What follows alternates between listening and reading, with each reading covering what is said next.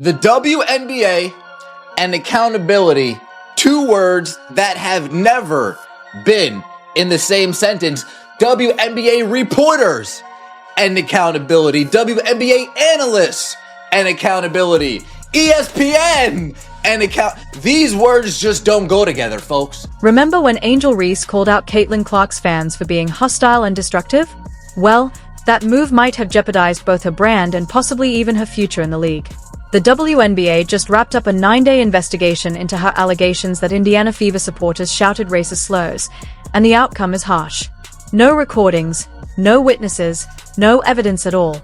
We appreciate the swift and thorough process undertaken by the WNBA to investigate these allegations, which were not substantiated. At Gainbridge Fieldhouse, we are committed to providing the best possible basketball experience for players and fans where hate speech has absolutely no place. Indiana is home to the world's greatest fans, and we look forward to an exciting season of Fever basketball. So I do appreciate them following up and clearing the air.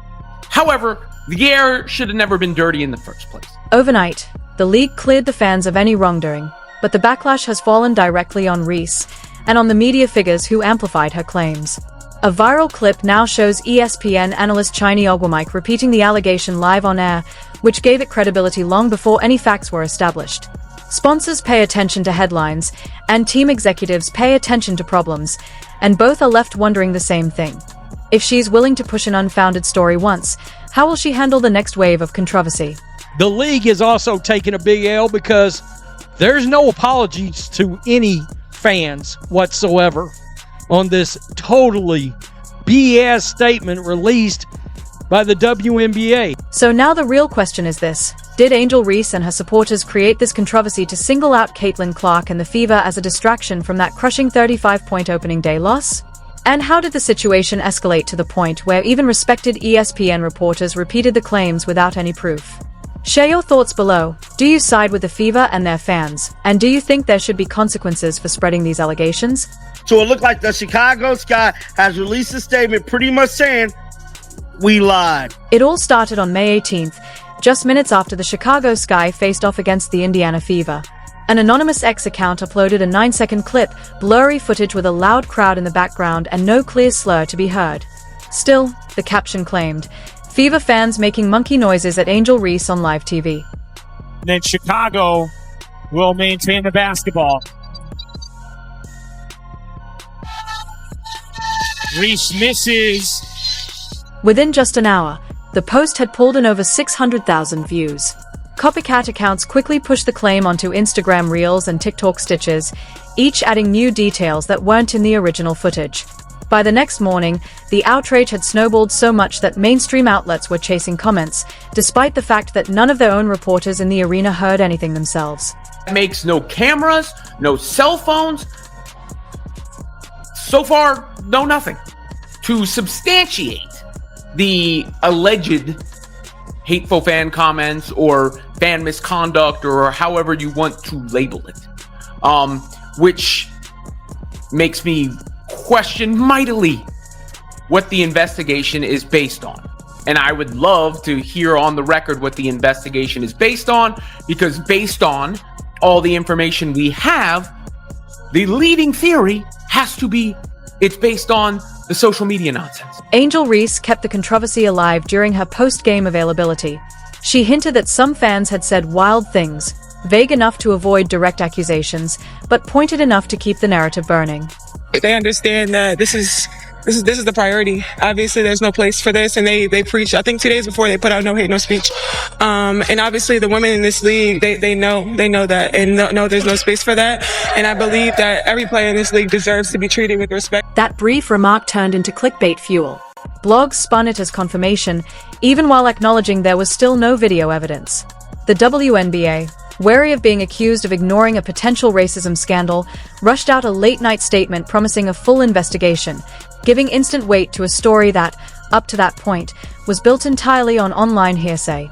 We are aware of the allegations and are looking into the matter. The allegations that have been posed by Harry Balls 64 on Twitter, has been posed by Jack Mehall 59 on Twitter, a bunch of Twitter trolls, a bunch of Chicago Sky trolls that just couldn't handle getting spanked up by 35 points opening night of the season. So they went on Twitter and they made up lies. This is where the stakes went through the roof. Each retweet turned rumor into supposed evidence, while the silence of actual eyewitnesses was spun as complicity. Reese's reputation became tied to a story no one could prove. But the algorithm didn't care. It boosted the loudest claims, not the most accurate ones, pushing her closer to a credibility crisis. And that was just the beginning, because what came next was a national TV analyst throwing fuel on the fire. I don't want to live in a WNBA where I believe all fans are bad, or most fans are bad, or certain fans of certain teams are bad. I can't live in a WNBA like that. Social media rumors are chaotic, but once they hit network television, they spread like wildfire. Less than a day after the hashtag took off, ESPN's prime afternoon show went live. Analyst Chiny Ogwumike, a respected former All-Star whose voice carries weight, looked straight into the camera and insisted the league needed to protect black women from the hate Angel Reese had supposedly endured in Indianapolis. Understand that there's some language from maybe a few bad actors that were caught up in microphones or by the ears of players that were out of bounds, which caused the WNBA to make an investigation. The segment spread quickly on X.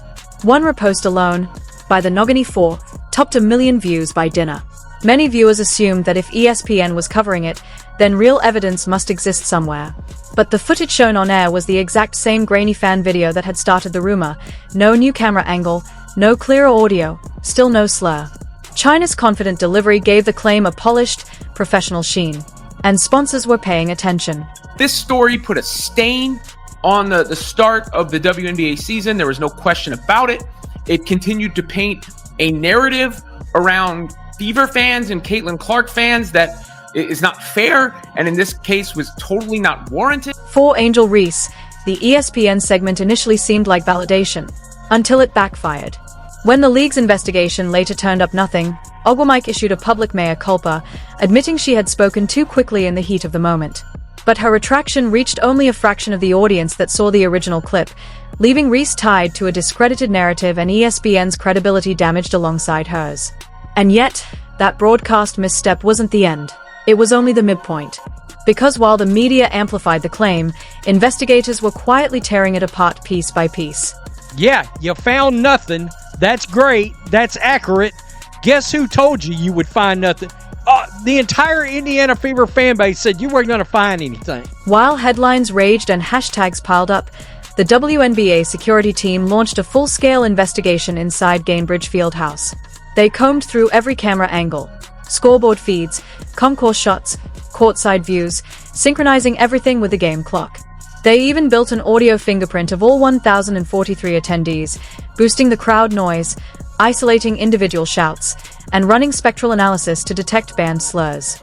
Beyond the tech, they interviewed ushers, concession workers, ball kids, courtside ticket holders, and even personnel from both benches. In total, 340 man-hours. And the result? Zero evidence of racist heckling. The strongest phrase they could pin down near Reese was a fan yelling brick during free throws, hardly a hate crime. WNBA, in case you guys aren't aware, because I understand all of this new public attention is new to you guys, I understand, but investigating the claims, investigating the allegations, investigating made-up lies from Twitter people, that alone substantiates the claims. Investigators eventually traced the viral 9-second clip back to an account created just 11 days earlier, with no original posts besides that grainy outrage bait. The account disappeared as soon as league officials requested the raw upload. By the 9th day, the WNBA delivered its conclusion: rumor, not reality. But the fallout was undeniable. 9 news cycles consumed, millions of impressions built on a false narrative, and a rookie star's name now permanently linked with racism in Google's autofill. Any of these players, and we know some did, played into this, let's make sure they're suspended and fined. All right? Let's make sure that they miss some time. Make a statement. But clearing the Fever crowd didn't automatically clear Angel Reese, or protect her endorsement prospects from the fallout. Reese isn't just a power forward, she's a multi-million-dollar marketing machine. Nil sponsors followed her from LSU to Chicago, banking on a rookie with charisma, merchandise pull, and TikTok reach. Yet corporate risk managers read the same league memo that cleared Fever fans, and the numbers quickly stopped adding up. One apparel brand even hit pause on a planned summer capsule launch, asking Reese's team for clarity on the investigation's outcome. Twitter trolls made up lies. Angel Reese saw an opportunity. Oh, I can latch onto that and keep my name up for a little bit longer. And she corroborated those lies. Angel Reese's misstep, Ogwamike's retraction, and the WNBA's fruitless probe have become a cautionary tale in an era where rumors spread faster than replays. If women's basketball wants to grow, accuracy has to come first. Fans tune in for Clark's deep threes and Wilson's dominance, not 9 news cycles of baseless drama. The fix is simple. Players must verify before posting, networks must fact-check before airing, and the league must hold itself accountable with the same urgency it shows in condemning allegations. Only then will the spotlight stay where it belongs, on the court, not the rumor mill.